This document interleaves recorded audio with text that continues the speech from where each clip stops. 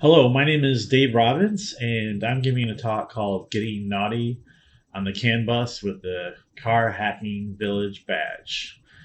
The badge here, I'll talk more about what that is, but this is the badge. And go to the next slide. What are we going to talk about? I'm just going to briefly talk about me, and I'm going to talk about the company that I run. I'm the CEO, and I'm going to talk a little bit about the badge. So just give you the basics. So if you don't really want a lot of detail, you can just skip out after that.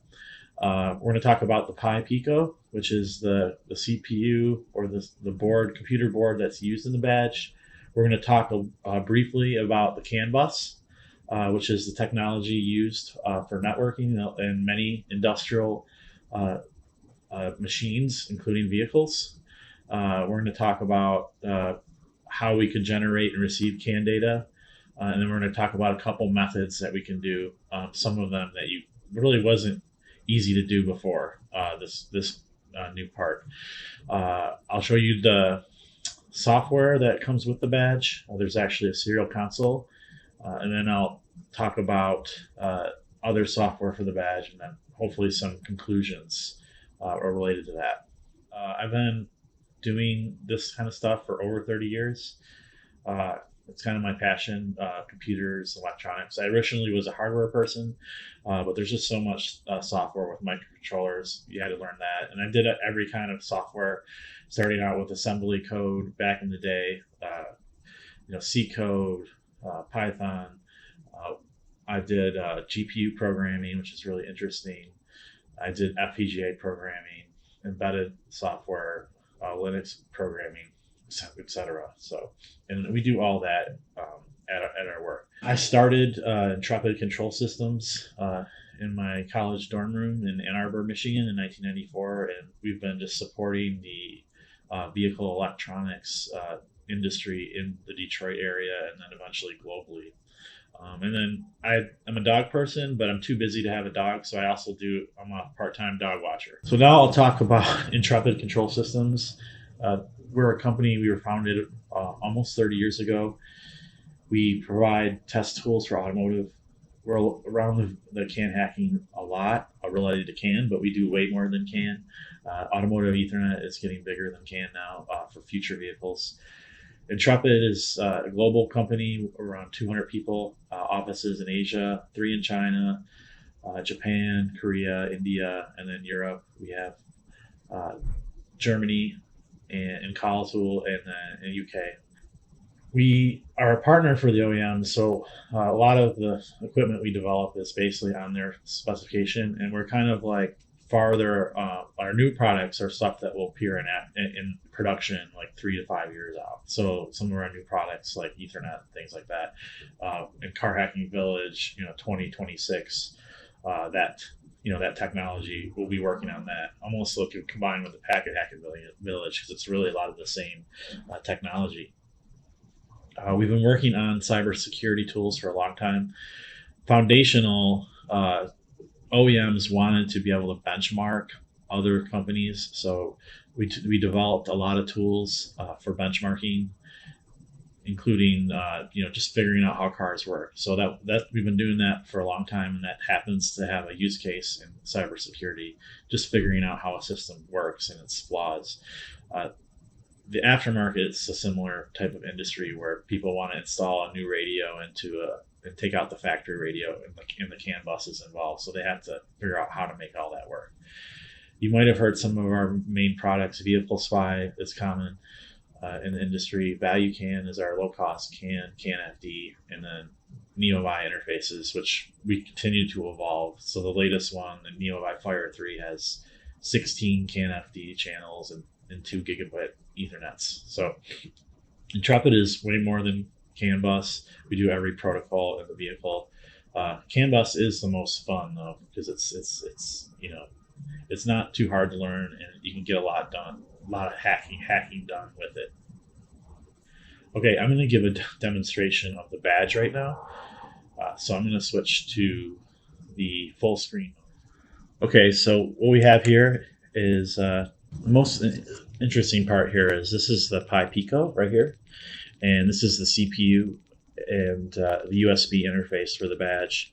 The Pi Pico has GPIO around it, and we're using some of the GPIO, and we actually connect it to a CAN physical layer here. This CAN physical layer is from Microchip. It's capable of CAN FD as well, although we're not doing any CAN FD with the badge.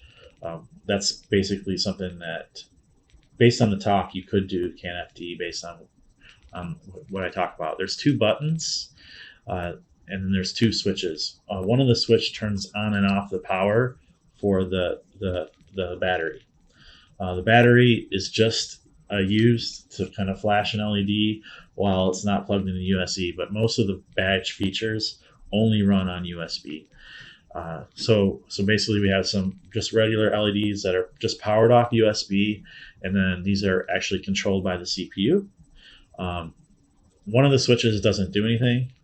There's two buttons, and you can hear that there's a buzzer on the back. The badge itself has a silkscreen that kind of explains a lot, and then there's a QR code that links to our website has more information. Just a heads up, some of the silkscreen has errata in terms of what pin's connected to what.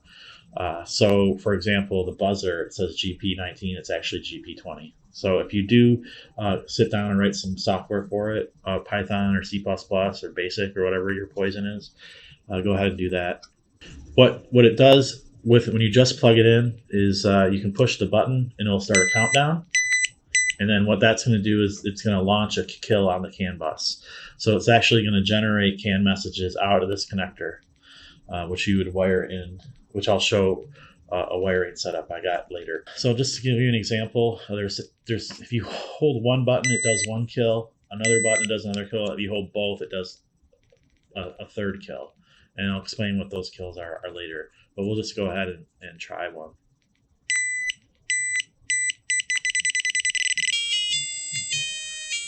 Now you can see this LED illuminate. This is the actual CAN bus activity.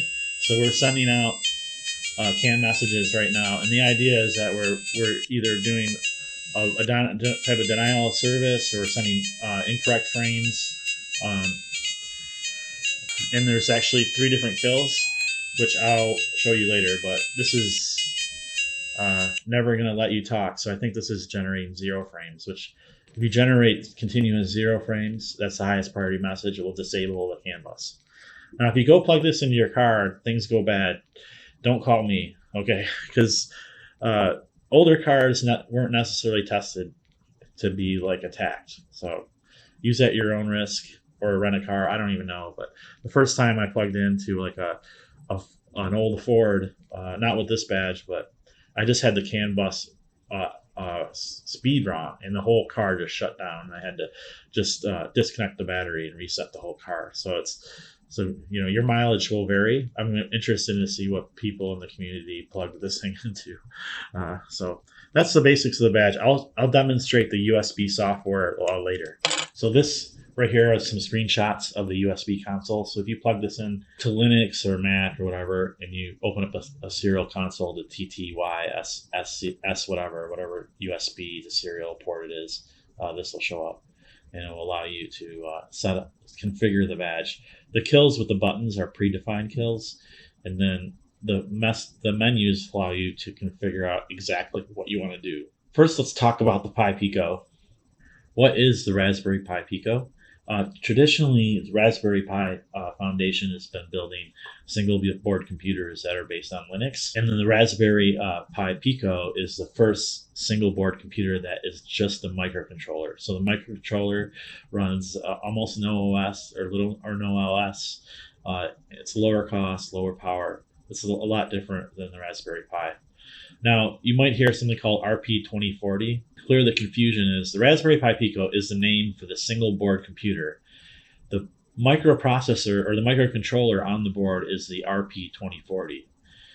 Now, with the Raspberry Pi, they didn't sell the processor independently. It's just you buy the board, and then you can't buy the chip and make your own board. But that's different with the Raspberry Pi Pico.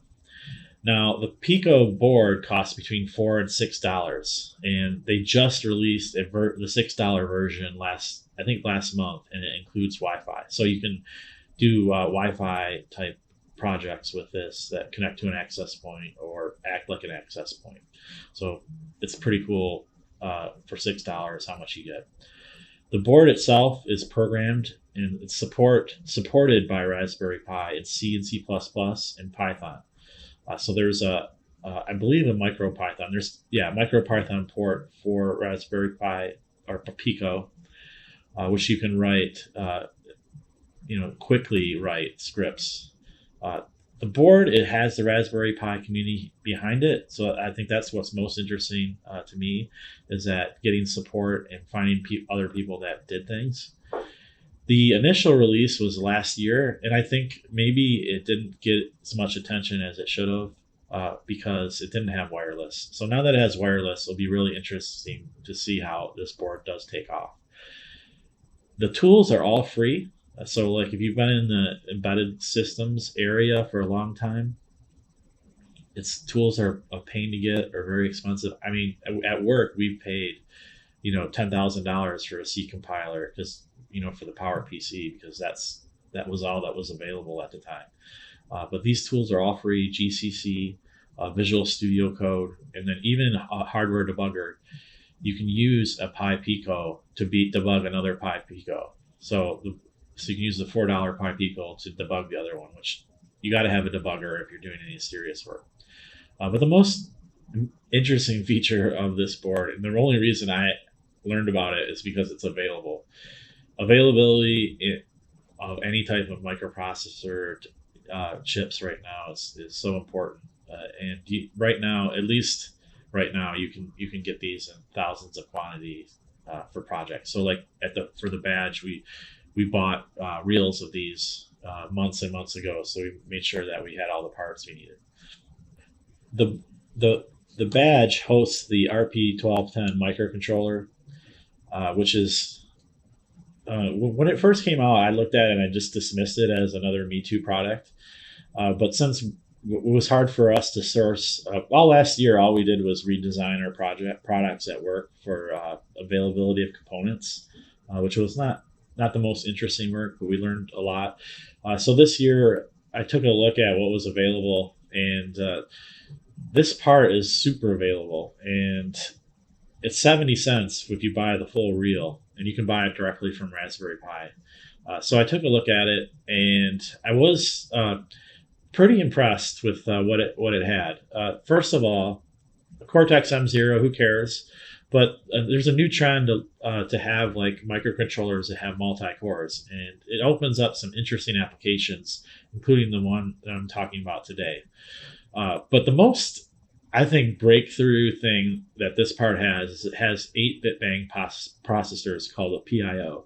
And I feel like there's so many problems in my career in embedded that are solved with this. It's just a total breakthrough. And it's a game changer, especially on such a part that's so low cost and low power. Which before, your really only option was FPGA, which is very complicated tools, very power hungry, very expensive. So it's a game changer for the industry. Another thing is it's very fast, 125 megahertz, and that's a clock rate of 8 nanoseconds. So you can do a lot. And things like bit banging CAN bus at 500 kilohertz is well, I'm not going to give it away, but it could be possible. There are videos online where people have overclocked it to over 300 megahertz. So feel free to check those out, and then use at your own experience. So if you overclock it and you test it and everything works, that's great. So if you want to bit bang things at 300 megahertz would be like 3 or 4 nanoseconds, or under 4 nanoseconds, go ahead and do that. It has USB, which is really useful for bootloading and connecting to a PC. It's 12 megabit, which is disappointing because the thing is that the PIO engine can move so much data, it just doesn't have anywhere to go. It can't go up to a PC. But it's a 70-cent part, so that's that. It's really great at PWM channels. Using the PIO and the PWM, you can generate a PWM on every pin of this device. So like things like robotics applications where you're controlling servos, or you have a bunch of LEDs that you want to dim and full color LEDs. It's really awesome, and it's got like the standard digital peripherals, and the pin mapping is real flexible, so it's really useful when you're designing boards.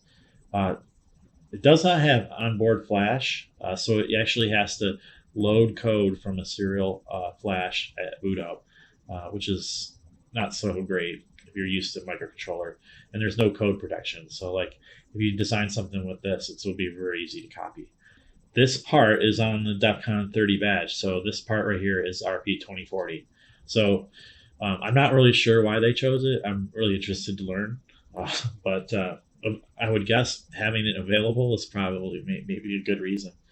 Uh, and I'm really excited to learn more about this badge this week. Uh, and of course, on the back of the badge is the Raspberry Pi Pico, and it's just soldered down. And we actually place this with our machines, our SMT machines. So it came on a reel, it's placed right on the board, and our guys did a really good job where the pins, if you look at the hole pins, they are totally open. So you can put a pin header through the DEF CON badge, and you can use the rest of the I/O. So think outside the badge, write some code, use the other pins to do stuff, and have fun. All right, so now I'm going to talk a little bit about CAN bus.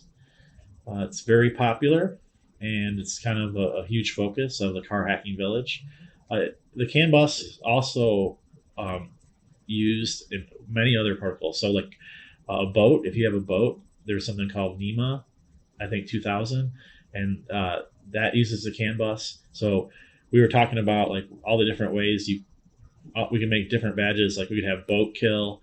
They use it on airplanes. You could have airplane kill, which no one liked that.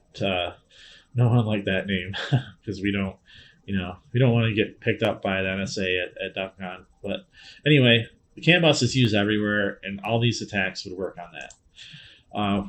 What is the basics? When was CAN bus created? Who cares? I mean, really, who cares? It's been around forever. It's going to be around forever more too. So everyone listening to this, when you're on your deathbed, you're going to look over at that machine keeping you alive, and it's probably running CAN bus. So, and it's just a great, inexpensive, cheap protocol, and it's very robust. And of course, when people say, "What does that mean?" It's like you can really configure it all around. It still probably will work, and which is a terrible way to design a system. Ideally, you design the system correctly, and then whatever happens in the field, it still works. But I've seen systems over the years where they just take that robustness and use it as a feature. Why did they make the CAN bus? Who cares? Go find another video online to learn about why they created it. But we're going to talk about the what and the how. And this is just a basic CAN network where we have two wires, CAN high and CAN low. I like to think that we invented the colors for CAN high and CAN low, but I just remembered, at the beginning, we always said yellow is like the sun and green is like the grass, but it's been so long, I don't remember. But each end of the network is terminated. So CAN needs a termination because it only drives the CAN bus in one direction, and then it relies on the network capacitance to pull it back down. So without that, your bits will be all messed up. And we actually have a feature in our product where we generate a pulse on CAN, and based on the fall time of the transceiver back to recessive, you can automatically determine if the network is terminated. What does the bus actually look like? So if you connected an oscilloscope to the bus, there are two signals, CAN high and CAN low. And CAN high, whenever there's a dominant bit, it goes high, and CAN low goes low. So it's a differential bus, so the receiver actually measures the difference between the two lines. And the difference is real important because in a vehicle, the ground is used to carry current for all the different parts of the chassis. So what happens is whenever currents are flowing through the ground, there'll be an IR drop, which will change the voltage at the ECU. And if it goes, if you're using the ground as a reference, you can have some real interesting problems. Like when only certain motors go off, you lose communication. So having a differential network is a huge benefit. Now, how do we get to this protocol? Well, on the badge, the phi on the badge, this little part that can cost between 30 cents and well, last year people were selling them for $8. But that part for microchip, it takes in a digital logic signal and then it generates the actual physical layer system. So with the Pi Pico, we'll be generating this digital signal, and the Phi will generate that. What's important when you configure the network? Now, when you first look at CAN and they show you this diagram, it's just like you immediately have like you need like aspirin or ibuprofen immediately. It just gives you a headache. And like, who cares about time quantum, whatever? The main important thing about this is the bit time, and that's the length of the actual bit, and then the sample point. Those are the two things that care. So if you got those correct, the CAN bus will work. Now the sample point is when the digital logic actually looks at the bit to determine if it's 1 or 0. Okay, so what happens is you can have it wrong, but then on certain networks, if you wire it a certain way, you'll get errors. And there's actually an attack by Canis Labs that you can do with the badge called the Janus attack, which messes with this, which I'll have more information about that later. So what do we want to do with the badge? We want to generate CAN bus frames. So now I'm going to talk about how we're going to do that.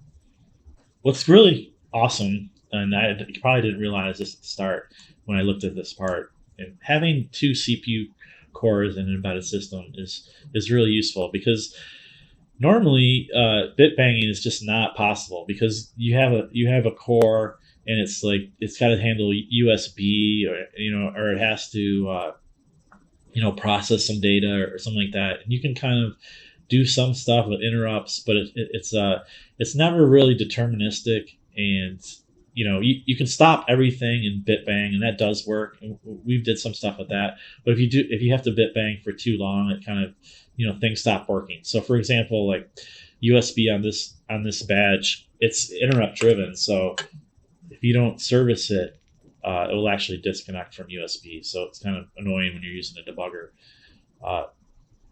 But having a separate CPU core allows you to do these bit banging and still have your full application running. So you'll notice when I sent the CAN messages with the badge, it sent the CAN messages and the LEDs flash and everything else still works. So it's pretty cool. Now, you can have a second core, but like, how does it use? How do they work together? And with the RP2040, they did a really good job of allowing it to operate independently if you use it correctly.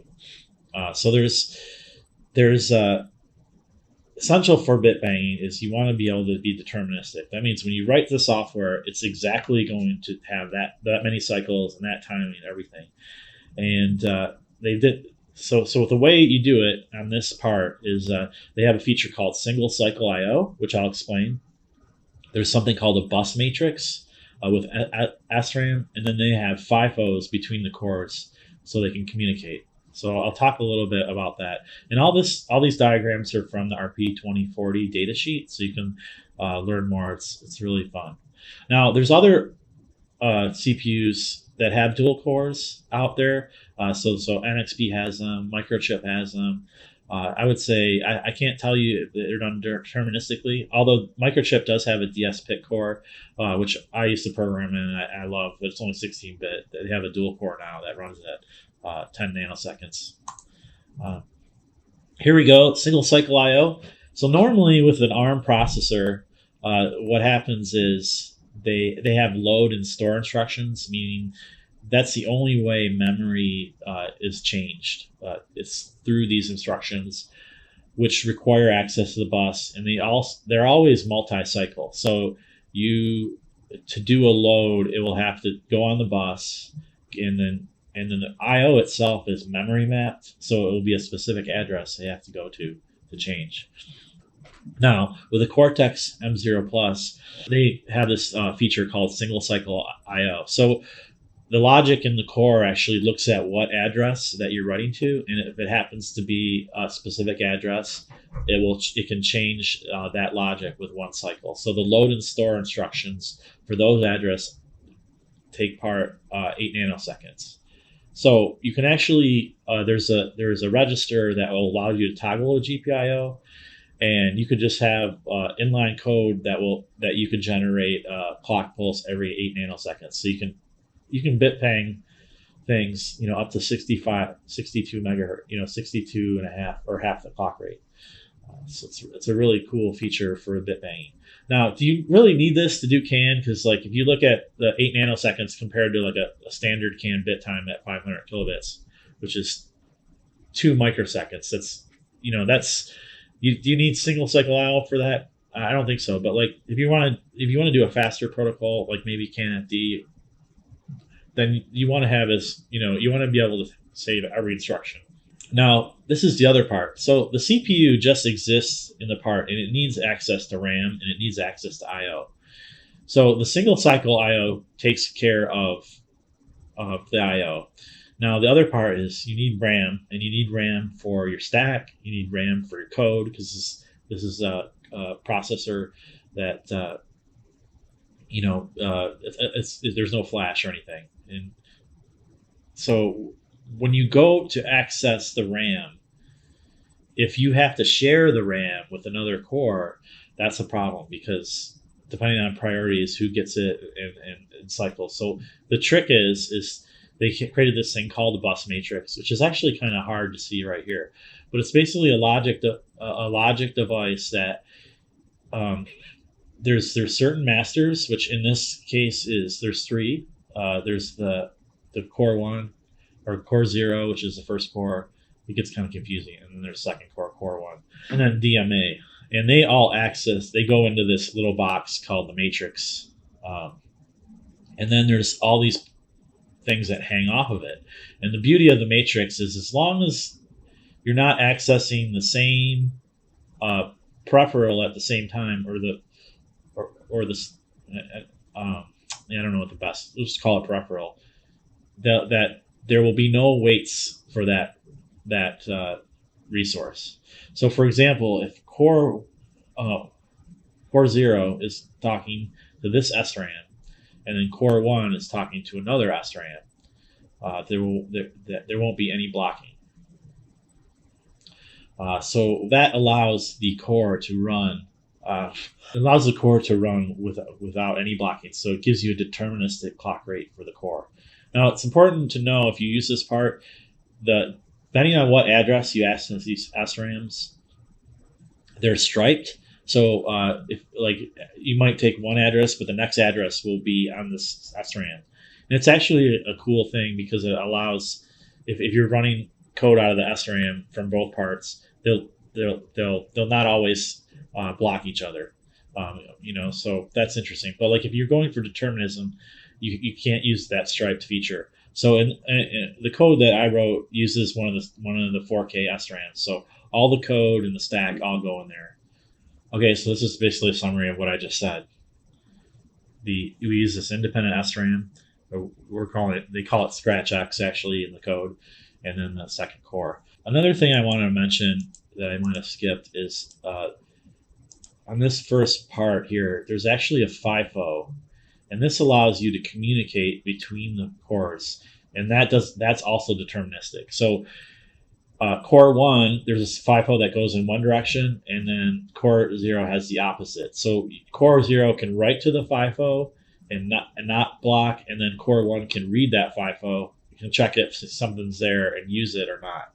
And that's how we actually trigger the CAN transmission. So I'm going to stop, and I'm going to do a code demo of the CPU bit bang. So this is going to be Visual Studio itself. So I'm going to let it stop. I'm back, and I'm going to show the code for generating the CAN message. This is Visual Studio 22, and I have a plugin called Visual GDB, which has some tools for using Visual Studio 22, actually all the previous versions for embedded processors. It's pretty good. I'm having some issues with the debugger between the two parts. But let's go ahead and look at this. So this particular file is called can message builder. I'll show you the first step. So basically what happens is there's an init function here, and it looks at what the type of kill it is. So it's an arbitrary kill, and then it will load some settings in the kill, and there's a function called create can message bits. So we're going to go look at that.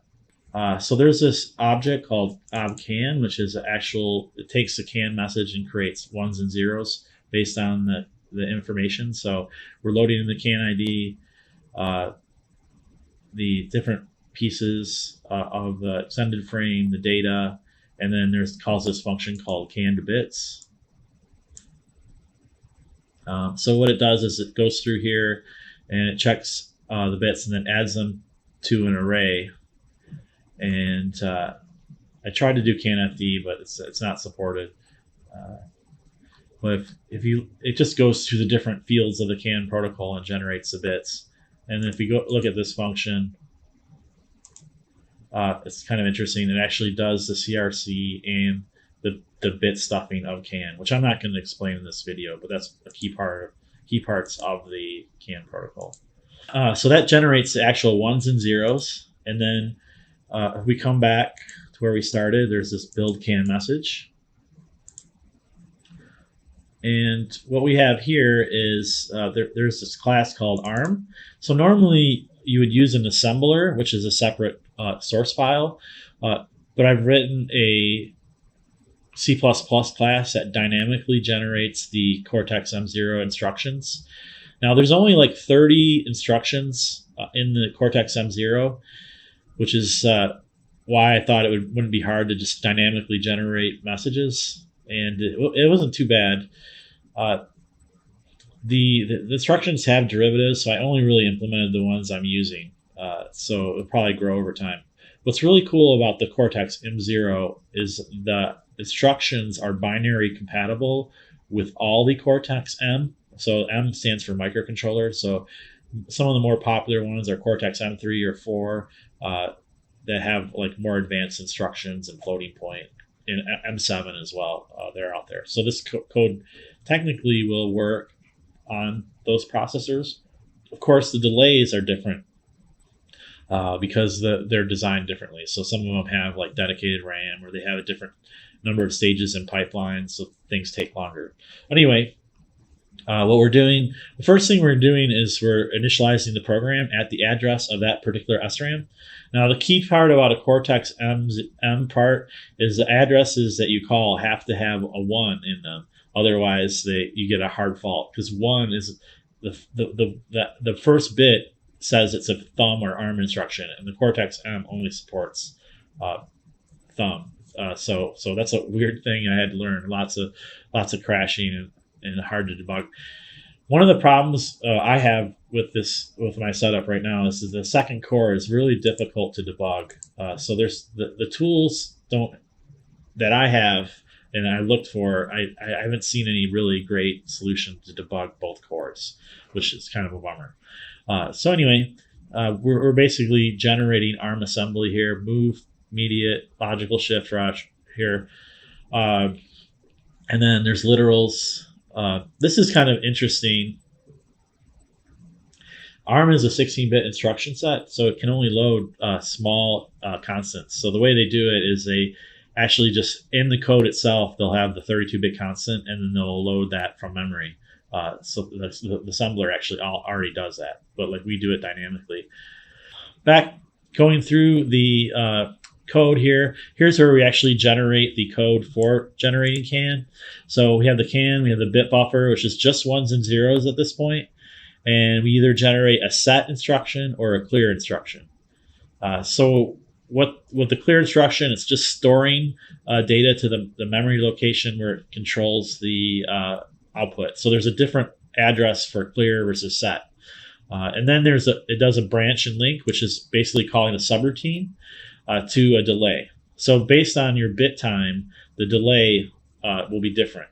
And I'll show you basically that. And at the end here, we actually build a delay function. And depending on what you're doing, you're generating. You're gonna build a delay for your bit period, and then you'll build a delay for a consecutive message, and that's called the interframe period. So we'll go to this.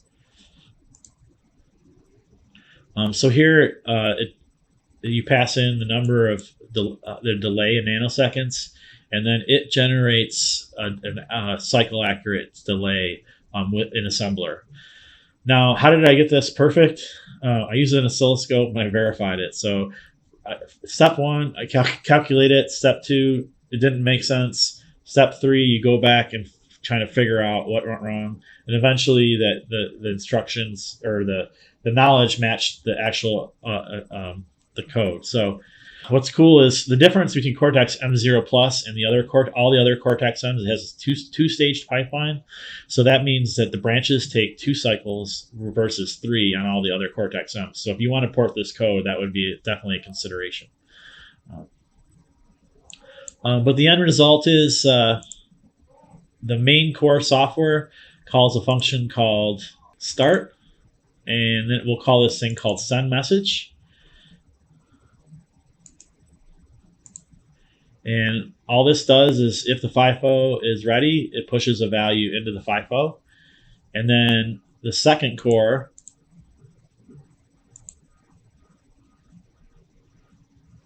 this is process core 1. It just basically runs the program and sends the message. And it doesn't show where it's checking the FIFO, so I actually have to go to a different source file for that.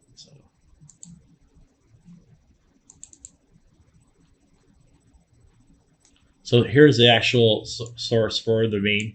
Is checking the FIFO, and then if it does, it calls that function that will trigger the send. So this is the actual initialization for the code, and this is where you start the core. So the first core starts the second core, and that generates CAN messages. Okay, so now you might not understand on that code, but the main purpose of the presentation is to kind of give you clues and give you the idea in your head that it's definitely possible to bit bang digital protocols that in the past I think were too fast to do that. So for example, a CAN frame is typically the 500 kilobits. The bit time is 200 or 2000 nanoseconds. So with an 8 nanosecond clock rate, you have 250 instructions between each bit that the CPU can use to deal with CAN. So it just opens up some really cool opportunities for CAN hacking. Now, of course, now we want to receive CAN bus frames. So how could we do that? And this gave me a chance to talk about the bit-bang processor. So the bit-bang processor is a revolutionary. It's a huge part. It's a huge piece of this part. So it's such an important part. It's got its own section in the data sheet. It takes up a huge part of the die area, but it's really just super capable. And what it is there's actually 2 of them. And the 2 PIO modules each have 4 bit-bang processors. And the 4 bit-bang processors share some resources and then have their own independent resources as well. And it's what's kind of cool that there's ways that the bit-bang processors can kind of start at the same time, and since they're all cycle accurate, you can do a lot of really cool coordination between the 2.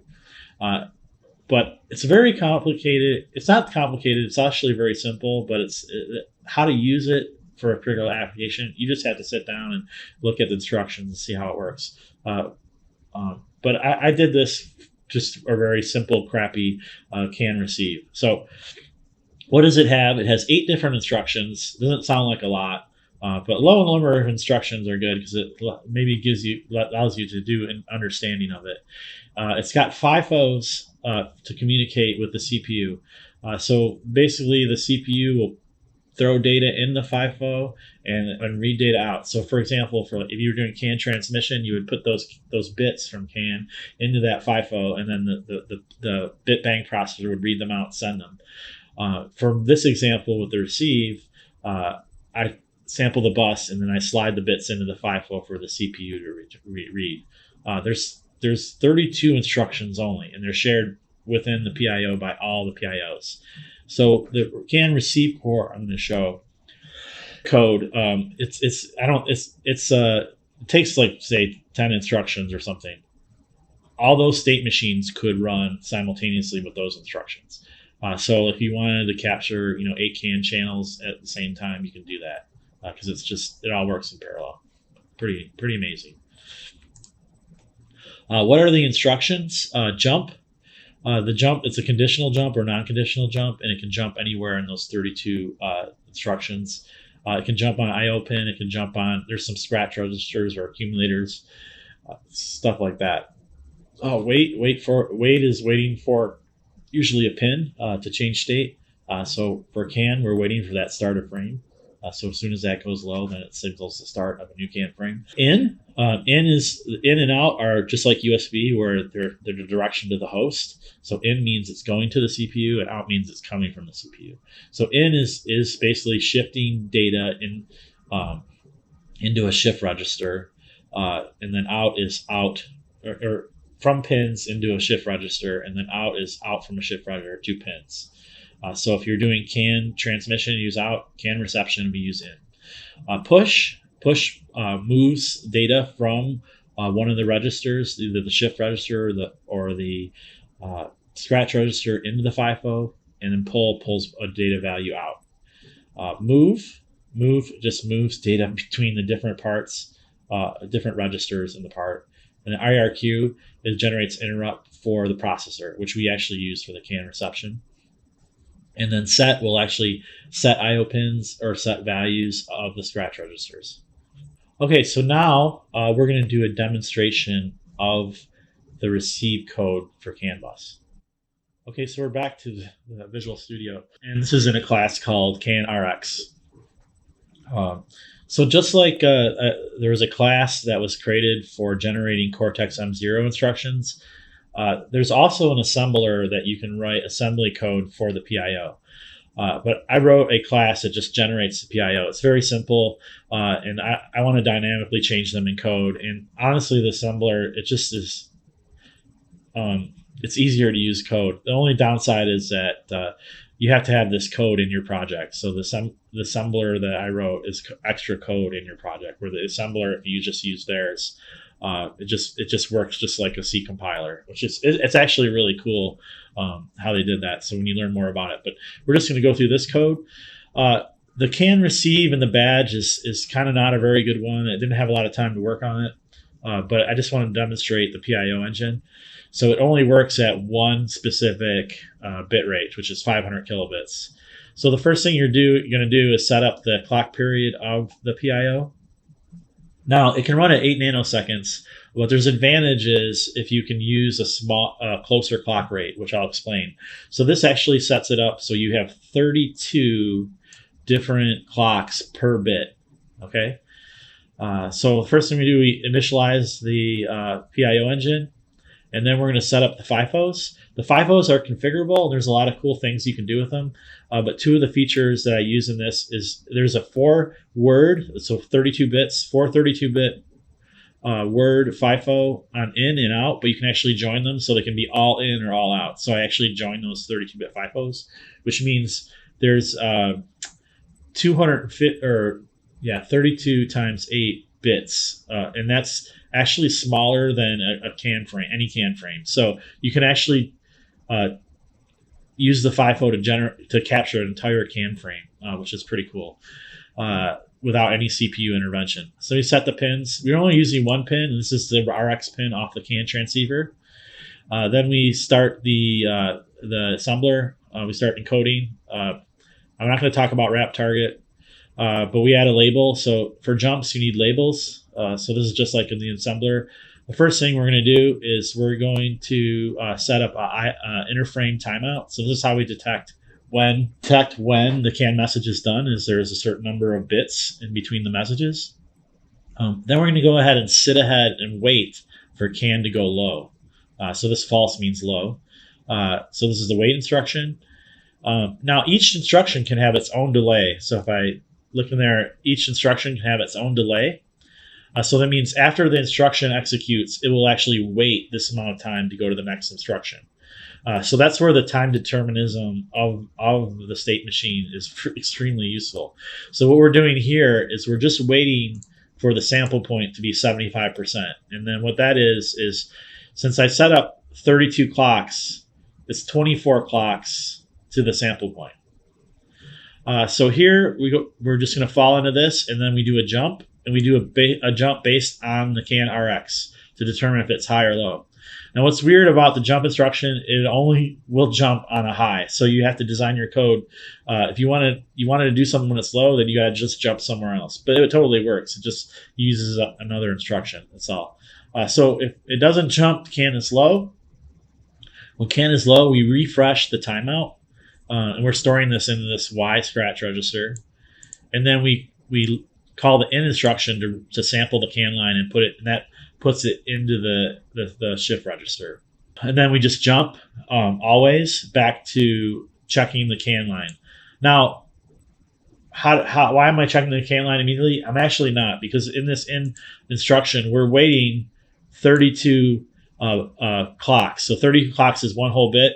And then I subtract away 4 because there's actually each instruction takes 1 clock. So basically I took away the clocks of the instruction and then resampled the bit. If can is high, which is the idle bus, we sample the bit and then we jump. But in this jump, we actually decrement the Y scratch register. So what this does is it will, if Y is 0, it will not jump. If not, it jumps and then decrements Y. So it's kind of a post decrement. If Y is 0 at this point, then we fall through the loop to this, and then we flush the FIFO. So FIFO will automatically flush when it fills 32 bits. But since the can is not going to end on a 32-bit boundary, we have to flush that data in. And then we actually generate an interrupt to the processor. Okay? And then this just goes back to the wait, which is waiting for the start of frame. So this thing is just going to run, and anytime it sees the start of frame, it's going to sample the CAN bus till it's idle, and then it will put that data in the FIFO. Now, I call this a crappy CAN decoder because it's missing a key feature of CAN, and that's called resynchronization. So whenever there's a dominant edge, whenever the CAN is driven by the transceiver, you're supposed to check the time resynchronization. So, like, if you know a lot about UART time, the receiver, since it's an asynchronous protocol, it has to derive its own the sample clock from the bits. So CAN, what it does is anytime there's a high to low transition, it does what's called a resynchronization, where it compares to where it thought the edge was and then adjusts its clock. Now, I didn't do any of that. Is it possible to do? Absolutely, it's possible to do. It's just more work, and I didn't have time to do that in this example. And honestly, with the PIO, receive can totally work. The only problem with receive is acknowledgement. So, like, the PIO, I don't think can keep track of which bit is which and decode. But maybe handshaking with the CPU, you can do that. But, like, knowing where to set the acknowledgement bit is definitely going to be the biggest challenge. Now, normally, if you're just connecting to an existing bus, you don't care about the acknowledgement, or you're just spying. So definitely PIO for receive totally could work. And transmit really is very simple. You generate the bits, and then you just compare at the sample point. Is that the bit that I set? Is it the same? If it's the same, then your transmitter. If you're not, then you just stop transmitting. So I think that would be very easy to do with PIO. So let's look at the other functions in this. So how does the CPU actually get access to that data? So every so often, the CPU in its main loop will call process, and what it does is it looks at the message data count, and then it just parses them and it changes the bits. It destuffs them, so CAN bit stuffing, and then it builds a CAN message. Now, where does this thing get filled up? There's actually an interrupt that's called. So we have an interrupt callback here, and then that is called here, and we actually read the FIFO into this temporary data section, which is basically then eventually processed by the main core, which is this code. This is just an example of it can be done, and we'll go back to ending this presentation, the demo. We have our Pico scope up here, and I'm going to just do some quick settings. So first of all, channel A, I have a 10x probe, and I want the range to be plus or minus 5, so we can see the voltage. And I have the probe here, and I'm going to touch the I/O pin of the CAN transceiver. All right, so it looks like we got a good waveform there. So what I'm going to do is I'm going to run one of the kills. I don't have another camera on the badge just because I ran out of USB ports. So what we're going to do is we're going to zoom in here, and this is just generating error frames. I'm going to set up the trigger, and this little diamond is the trigger point. You can move it wherever you want. So we're just put it right there.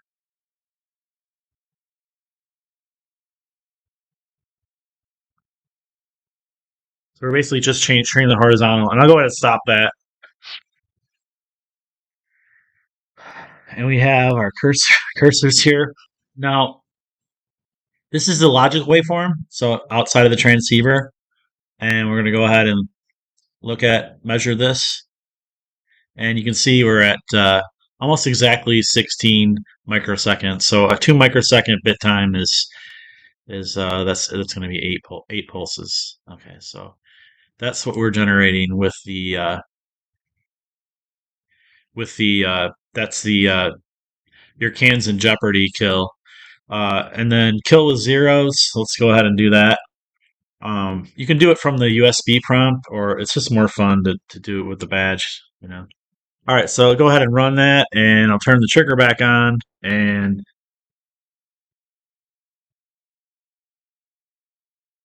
yes,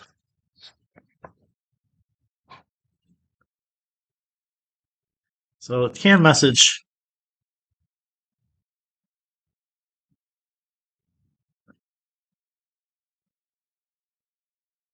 So you can see it's generating.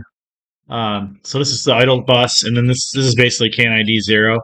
The Pico scope has some CAN decoding features on it. That's really cool, but I don't have time to show that right now. And then finally, the random kill, which is not as much, not as exciting.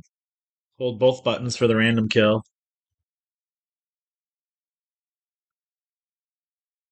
Now this one generates random delays between the messages as well. Oh, wait. Just random size message, random CAN ID. It will actually generate errors once in a while as well. All right. Okay, so that's the predefined kills. And let's go ahead and I'll talk about the software. First of all, there's a version number. I think we're releasing 5 or 6. 6 has the power management features to run off the battery, so that might be the one you get. Uh, it shows how many message bits you're generating, and it tells you the time. So this, standard CAN message is like 250 microseconds, and that's this particular message right here. There's 16 stuff bits. So it's kind of a waste in CAN. It has to generate these stuff bits. So depending on the data in the message, it's either going to be shorter or longer. The bit period, so this is the actual baud rate. So 200 nanoseconds. And then transmit count is how many you're going to send when the kill is issued. And that's just for the arbitrary kill. That's this one down here. And then you can actually generate an interframe period that's nanosecond accurate as well. So if you wanted to do like 10 milliseconds between the message response, that lets you see CAN messages. Can ramp the CAN data, so that will change the data in the CAN message or interframe. Then ramp the interframe period. That's the width between the message you can ramp. You can actually ramp the bit period. So if you wanted to send, 500 kilobits and then mess with the bit timing to see how an ECU responds, you can do that. And then ramp CAN ID will change the CAN ID. So these are the different settings. So let's go ahead and change the CAN message. So this is the CAN message configuration. You can change the CAN ID, the length of the frame, the bytes. You can add invalid CRC, invalid R0, which is a common issue that with a lot of CAN controllers, it wasn't defined what to do about that. You can change the interframe separation time and the end of frame separation time. So if you want to violate that rule where you send a message earlier, you can do that. Generate an error frame. This just generates that error frame that you saw in the Jeopardy kill. And also, you can have an extended cam frame with 29-bit IDs, and that's what's used in trucking and industrial applications a lot, boats. Remote frame, this is a frame that no one really uses, but why not see what happens? So I'm going to go ahead and generate different can frames. So I'll hit 3 and then enter in some different bytes. You see, we changed the message. Mm. And then I'll quit. And then what I'll go ahead and do is I'm going to kill the boss here with, okay, so we can see the scope, and I'm going to hold the scope probe on the can chip, and then I'll go ahead and okay, and then you went ahead and generated a lot of messages. So let me slow down the scope, and I'll do the kill again. And there you go. There's your message. Now, what's cool about the 555 is messages is that it's shorter. I don't know if you know it, because it has a lot less stuff bits. You don't need stuff bits if every other bit is different. Uh, so let's do something. I'll send the kill, and we'll ramp the canned data. So I'll select 6, and then there's different patterns you can generate. Walking ones is pretty cool. Where it just shifts a 1 through the CAN data every frame. How to do that? Oop.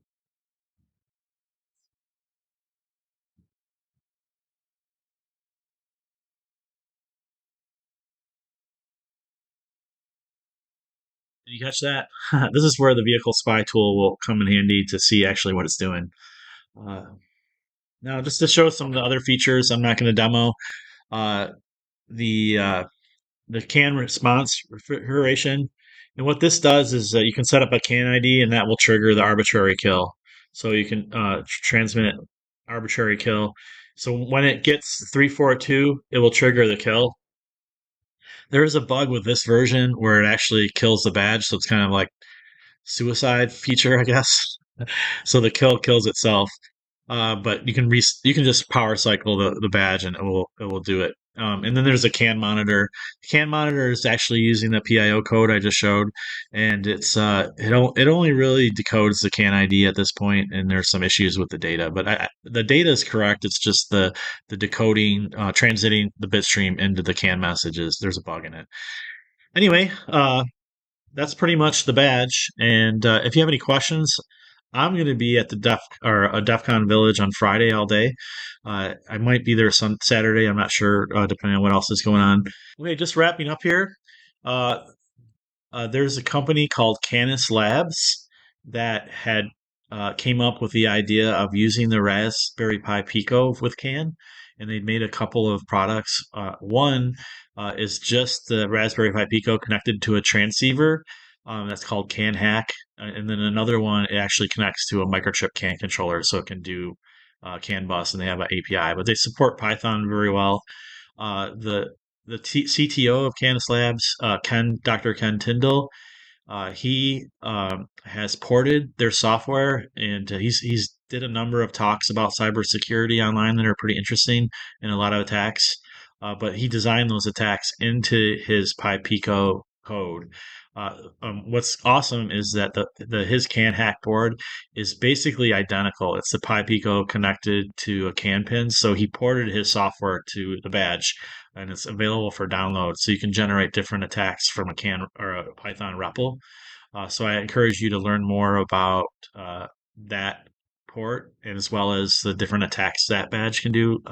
So he's got some research that he's done with it. So please check that out. It's really cool and a real great bonus for the badge.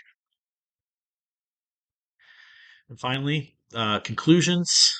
The RP2040. Take a look at it. It's super interesting. The dual core CPU and the bit bang engine at high clock rate, which you can probably overclock. You could probably do a lot of destruction to digital protocols. Everything's really a digital protocol now. So like wireless, all it is digital protocols, and they're on a carrier.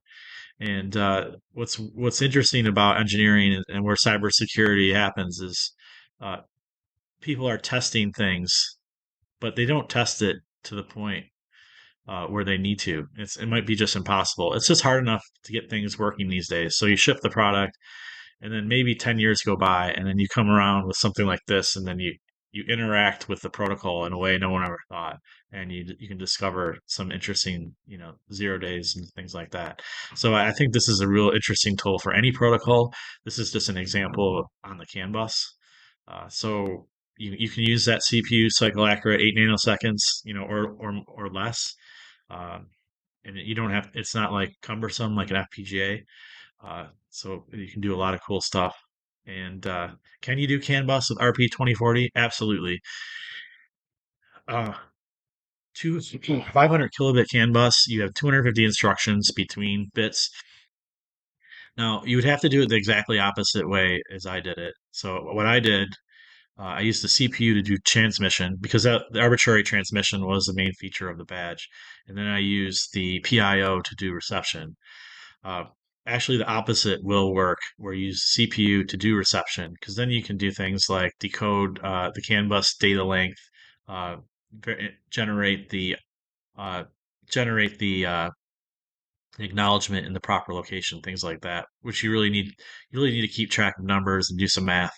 Uh, but the PIO absolutely can do transmission, and they're totally independent processes. So you can transmit the um, with the PIO while you're receiving with the CPU, and you can do arbitration by just checking the bits. If you put it on the bus, it's not there, you stop. So it's totally possible. I don't know about CanFD. There's some bit time changes and stuff like that. I would have to say, I only spent like a few days with this, and there's a lot of creative ways to use the CPU and to use PIO. So I think, someone with a lot of time and talent probably could do a lot with this. Anyway, and hopefully the conclusion is the CHV badge that Intrepid has designed is pretty awesome, and maybe I would like to think it was one of the best badges, at least in terms of functionally what it can do, and it's a great value. So I hope you pick one up. We made a ton of them in our factory in Troy. So please take a look, and it would be great to meet you in person and answer any of your questions in the village. Or contact me on Twitter or LinkedIn. And if you're super talented, Intrepid's always hiring. So that's that. I had to put the plug in. But enjoy DEF CON, enjoy Vegas, and have a good trip home.